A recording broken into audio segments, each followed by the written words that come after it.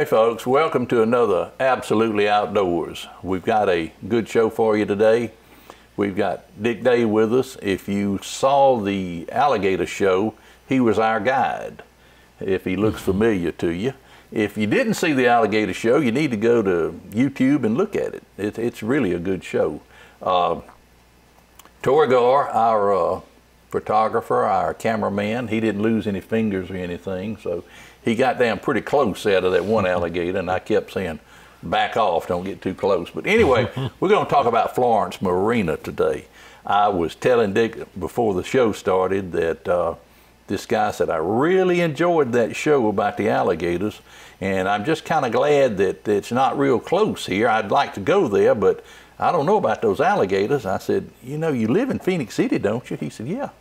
I said, Florence is not far. He said, man, it's way up in the northwest corner of Alabama. I said, no, you're talking about Florence, Alabama. You're not talking about FlorMarina. Now, the way to get to FlorMarina, and we're going to talk about that and have some pictures, go down past the paper mill. It's the first road past the paper mill. Kite's Groceries on the right, turn left. And you'll go maybe, what, a mile or two? Yeah. Something like that. Yeah. Go across the bridge. And then turn to the right, the first road to the right, and it'll take you straight to FlorMarina. So it's right here across the river from Russell County. But anyway, we're glad you're here, and we want to get started, and we're going to just talk about FlorMarina and the activities that are there, and the the things that you can do there. There's a lot of fun. But we'll get started probably with the cabins up there, the smaller ones. Okay. The smaller cabins are single bedrooms. We actually call them efficiencies because they're about the size of an efficient motel room. It's got 2 double beds and got the kitchen facilities, bath and shower facilities in it. They're very clean, very comfortable, and I'm sure that those things stay rented pretty much all the time, summer and winter. Yeah, pretty much so. I always advise everybody, if you plan to come down, especially staying in the campground or the cabin or cottages, to make your reservations way ahead of time, especially around hunting season or when the crappies are biting. Yeah, yeah. That's a good idea, because I'm sure that thing would fill up in the summertime, like you say, for fishing. In the fall, it'd just be pretty walking those trails and seeing the leaves and stuff. It's beautiful down there. Yeah. And they've also, if you've got a big boat or a camper or something like that, they've got a place across the street there that you can store your camper. Tell us about that. They got a site over there that people that drive a far away. We have people come from North Georgia, people from Alabama, different parts. And instead of dragging boats back and forth or their camper back and forth, they're pretty reasonable on the storage fee. They got about 15 storage sites over there. So they're pretty reasonable on that. It's a good place to keep it. I keep my trailer over there for about 6 months out of the year. It just saves you from having to pull it down there and all that. It's just there. It's just there, right. Just there. No facilities in the storage area. Right. You just store your camper there. That's right. That's a real plus for you. You don't have to fool with that. Yeah. Now tell us about the larger cabins. Okay. They're 2-bedroom, right? Yeah, the larger cabins we call cottages. They are 2 bedrooms. They've got their own, they got 2 double beds in each room. They got their own bathroom facilities in each room. They got to come out. They got a big kind of like a great room with, all of the cabins has got cable TV in them also. And then they got a real nice efficiency. Plus they've got a real nice screen room in the back of it. Some of them has actually got a view of the marina. Some of them has got just the woods in the back. All of them are real nice. They're well kept. They clean them real good every day. So every day that they're vacant anyway, they have been used. They're extremely clean, because when we walked through, I could not find anything that was out of place. They have a good crew on the They really do. They really do. Tell us about the campgrounds. Okay, the campgrounds, we've got about 39 campgrounds available. 2 handicap sites. They got a 800 number that you can call. It's 1-800-864-PARK. So, but the campgrounds has got full facilities. The RVs will know what I'm talking about. It's got water, electricity, sewage, and cable TV. So they're full hookups. This used to be a privately owned campground. The state took it over in 1986, or the state leased it in 1986 from W.C. Bradley Company out of Columbus, Georgia. So they added a lot to it. But the campgrounds, we got pull-through campsites and back-in. At this time, you can only make a reservations for a site because right now we're just first come, first serve. Except for the handicap sites, you can reserve a handicap. Well, something that I was impressed about the showers and the bathrooms, extremely clean and nice. Tell us about those. The showers, these showers was there when, or built by the state park when they came in, but they've just been renovated within the last approximately 4 years. I'm not sure exactly, but the super nice showers, those also are cleaned by the same house cleaning crew, and they really do a good job. They keep the showers almost spotless. But anybody I think would really appreciate these showers. Yes. And the bathroom facilities. And got washing machine and dryer. And so it's laid out real good. The park, all of it's open 365 days a year too, so you don't have to worry about parts of it closing down. Good, good. Another place that I was impressed with, I don't know if you call it a convention center. Actually a clubhouse. Clubhouse. Yeah, clubhouse we refer to. And I think we've got some pictures of the clubhouse. It's a beautiful place. Beautiful. Tell us about that. The clubhouse now, I think it's got that you can rent it out by the day. I think it'll hold about 175 people. All this information, if you go to www.georgiastateparks.org, and then you can find FlorMarina State Park. It gives you a lot of information of what's available and all. So, but the park has got a beautiful view. It's got just about a professional kitchen in it, so you can do a lot of cooking. And it's reunions, church groups, business groups is all welcome to come in. Weddings. We're trying to set out. We got a gazebo now set between the clubhouse and the river, and trying to get it set up so we can also do a good job on having wedding facilities down there. Now, something that we talked about was the Spanish moss that's all around there.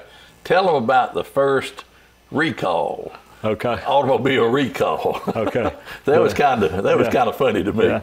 This recall that Steve's talking about, I'm a Ford automobile fan, so I really kind of got, when they said that Ford had the first recall, I said, what in the world was that? Well, this was back in the early automobile days. They actually stuffed the seats with Spanish moss.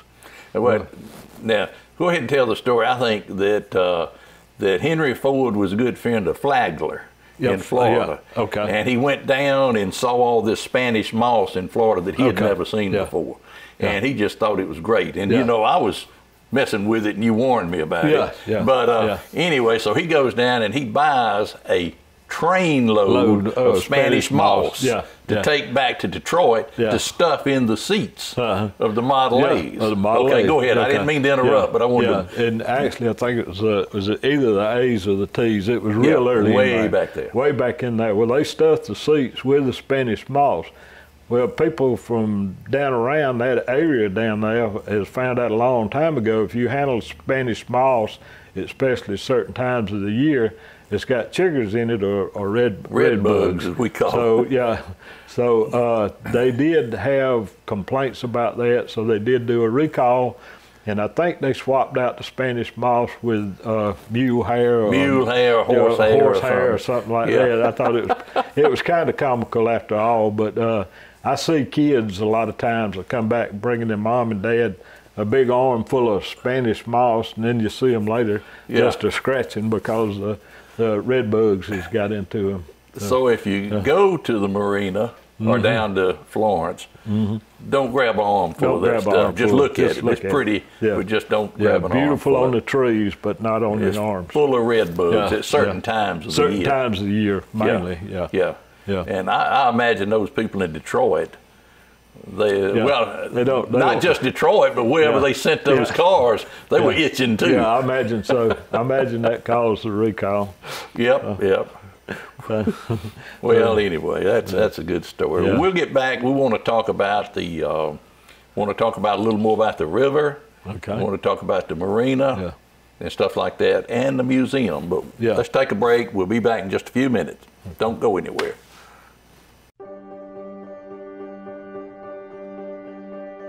No 2 days are alike. So every day, you prepare. For yourself,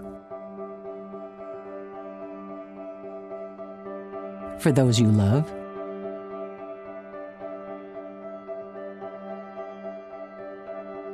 for whatever the day may bring.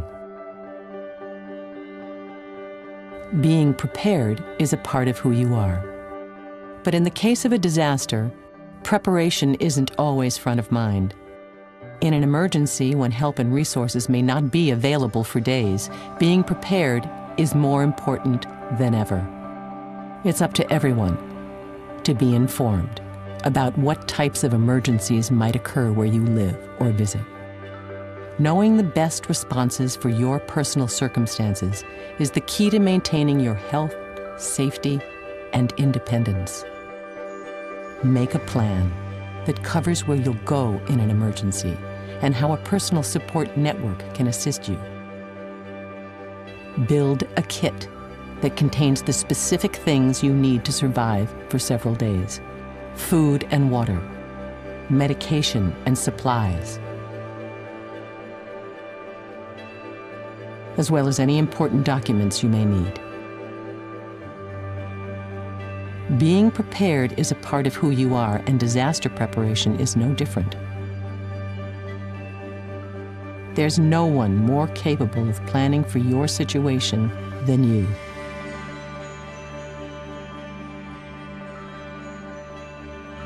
Be informed, make a plan, build a kit, get involved. Ready.gov/myplan.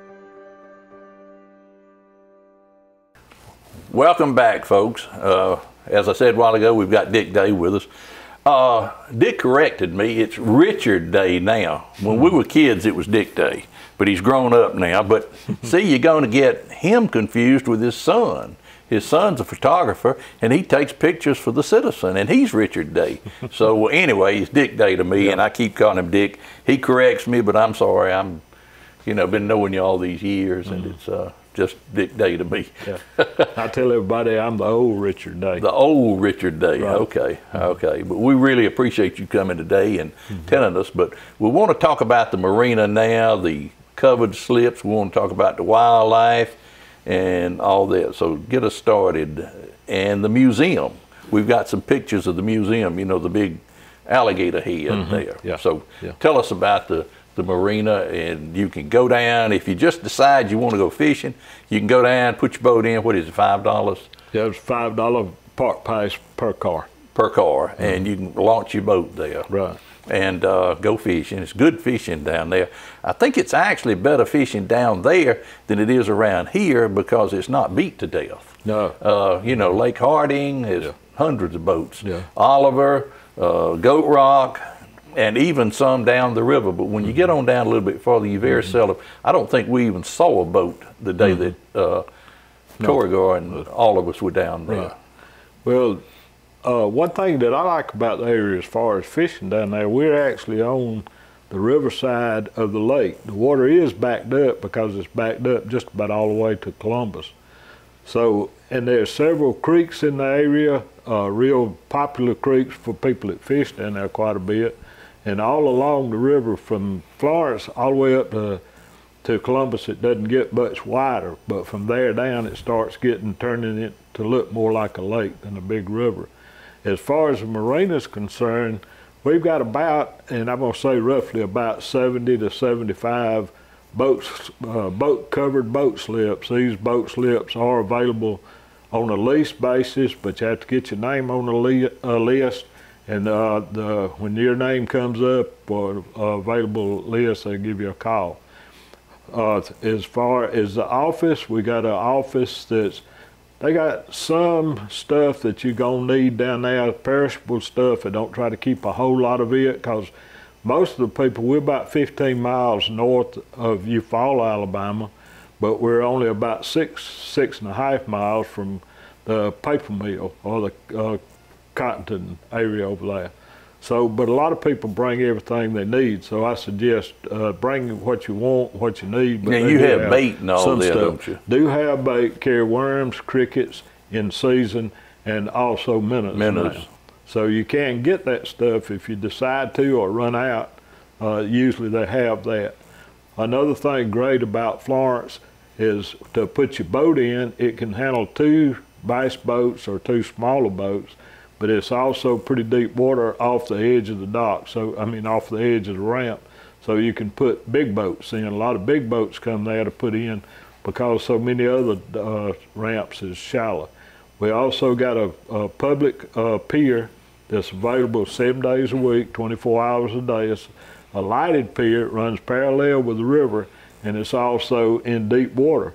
We've seen up to 50-pound catfish caught off of that dock, and also crappie. During season, crappie and bluegill usually frequent it a pretty good bit. We're by river, we're about 42 miles south of Columbus. We're about 42 miles north of the dam that backs Lake Eufaula, if you're from Alabama, and Lake Walter, F. George. And a lot of people over in Georgia also call us Lake Eufaula. So that gives you perspective. They are alligators. We've had really not a lot of problems with alligators, other than some people are just real scared of them. So if you be aware of your situation, stay out of places where you shouldn't be with alligator, chances are you'll be all right. Don't do anything, I'd say kind of stupid. Yeah. But we're right at the edge of a wildlife sanctuary. It's Eufaula National Wildlife. So just about from our clubhouse, 15 miles down, is a sanctuary. If you like bird watching, you can see most any species of birds, except for maybe some of the coastal birds. I've even seen brown pelicans sitting right outside the marina on a post right outside the marina. So you're subject to see most of all of the species of birds that you can see in Georgia. Now, I'm from Alabama, but I talk Georgia because the site is the park is in Georgia, and so that's where I get most of my information from. Georgia information. Right. Georgia. Right. Something that they offer down there, and it would be great for you viewers if you would be interested in this, and I think you would. They do a tour. Dick is the person, he's the tour man, and he tells all about the alligators. And what is it, $5 per person, minimum of 5 people, is that right, on the boat? Minimum of $25. $25, well, that would be 5 people. $5 up to 15. And the tour usually lasts an hour and a half, something like that. Yeah. And he goes and he shows you the wildlife, he shows you some alligators. If you saw the alligator show that we did, it's pretty interesting. And the facts and all that he gave us, the fact that I still remember that was unreal to me is alligators are from Texas around to Florida and up about South Carolina and in China. Yeah. I mean, why did the Lord put them in China and right here? I don't understand that. But a little bit more there. Another thing about that, there are only 2 species of alligators in the world, and that's in the southern United States and in China. The ones in China only get to be about 4 or 5 foot long, where the gator of record in the United States is 19.2 feet, come out of southern Louisiana. We've got one, a head mounted, that came out. It was roughly about 13.5 foot, and they said it weighed about 800 to 900 pounds. We had it done at a taxidermy over in Columbus, and he did a beautiful job. and we're mighty proud to be displaying to show people they are big alligators in the area, and you need to be careful in their environment. If you go to Florence, you need to go to the marina there. There's a big snake in there, which I'm not too fond of. I'd rather deal with the alligators than the snakes. But anyway, the big alligator head, and it's just interesting. So when you go up to there's a little museum right up on the hill there that they need to be sure and go and look at. Yeah, well, we call it a museum and an interpretive center. It's got a lot of local history, some animals up there that's native to the area. Right now, something that's really fantastic that we got since y'all up there. They got 3 gopher tortoises, or whatever you want to call them now. But these are babies. They're only not even as much bigger than a silver dollar or so, if you remember about how big that is. But they're real cute, and hopefully they'll stay with us. And then we got box turtles, 2, plus some stuffed animals and all that has been donated to the park and all. And a lot of history. A lot of people don't realize the boat traffic that used to be. This river in this area right here would compete with any eastern seaboard with just boat traffic because of the cotton. Right. The steamboats came up the river and got the cotton in Columbus and carried it to Apalachicola, and then it was loaded and sent on to England. Yeah, sent on to England, and so, Great Britain. It was quite a busy river at the time. But of course, you won't see any steamboats here anymore. Just see bass boats and bass pontoon boats. You used to see a barge every now and then with a tugboat, but as the Apalachicola's got so shallow now, they don't have that much barge. I guess it's all that sand that's washing in there. Sand that's washing down in there. And, it just gets flooding and all. Flooding and makes it like shallow. all creeks, eventually they get shallower. Right. Yeah. Right. So, but a lot of history in that area too. We've got several of the historical markers and all in the area, and the history goes all the way back. The father's penetration of the Spanish was just 15 miles, roughly about 15 miles north of FlorMarina. One of the earliest Caucasian was, they said, and this is all hearsay, it's an interpretation of the way I interpret what I read, and their interpretation of how it was, is the first settlement of the whites or Caucasians was right across from FlorMarina in that area over around Cottonton over there right off the river. And then on farther down you got the Mississippi area mounds and all with Indian mounds and all. So they was there from about 920 BC to about 1540 AD. So a lot of history in the area, very interesting. So if you're into birds or history, come down. And also Providence Canyon State Park is only about 8 to 10 miles east of the park, right out of the park, straight ahead to FlorMarina, which is one of Georgia's, as I guess it's still considered one of Georgia's seven wonders of Georgia. Yeah. So it's a beautiful place. If the viewers had never been down that way, that's a good little Sunday afternoon or Saturday afternoon trip.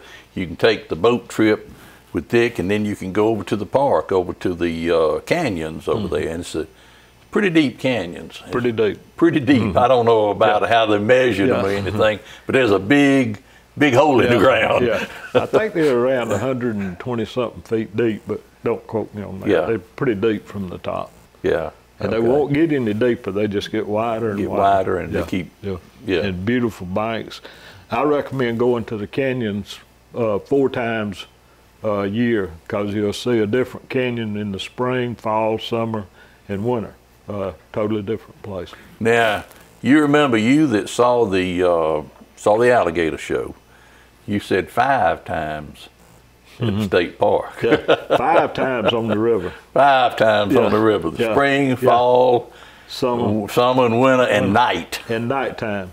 Now, if you've you never can been do on the that water at anytime. night and got lost, that's an experience. It is an experience. So I know. I could tell you a story about that, but we don't have time. Oh yeah, yeah. You probably know the story of what happened to me one time. Yeah. Well, But yeah. anyway, if you know, they've got everything at Florence. It's a great outing. You can get a group of people together, call up Dick or me, and he'll set you up with a trip. And he's going to show you the wildlife. He's going to show you some alligators, and it's just absolutely a good trip. It's a good afternoon or evening, not evening, but afternoon, or maybe Sunday afternoon, Saturday afternoon, something like that trip. But we're running out of time, and Dick, we appreciate you being with us today. Always good to see you. I always like to talk about the river. That's good. That's good. For Channel 7, I'm Steve Abbott. It's Dick Day. Be sure and join us next week.